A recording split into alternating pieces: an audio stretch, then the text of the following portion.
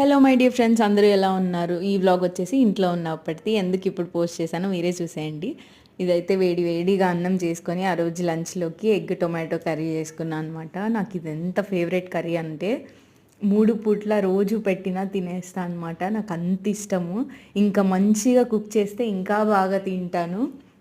Eggs కూడా సపరేట్గా అంత తినను, కానీ కర్రీలో వేస్తే మాత్రం చాలా తినేస్తా అనమాట. ఎందుకంటే కర్రీ తింటూ ఎగ్ని నంచుకుంటే చాలా నచ్చుతుంది నాకు.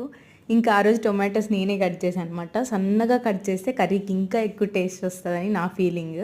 నేను కట్ చేయడం వల్లే సూపర్ వచ్చిందని ప్రౌడ్ ఫీల్ అవుతున్నాను అనమాట. ఆ రోజు టేస్ట్ కూడా బాగా వచ్చిండే, అందుకే వీడియో తీసుకున్నా. అసలు ఎంత బాగుందంటే నాకు ఇప్పుడు కూడా నేను తింటున్న ఫీలింగ్ వస్తుందనమాట. చాలా మిస్ అవుతున్నా హోమ్ ఫుడ్. కర్రీ గుర్తొచ్చింది, అందుకే వ్లాగ్ షేర్ చేసుకుంటున్నాను అనమాట.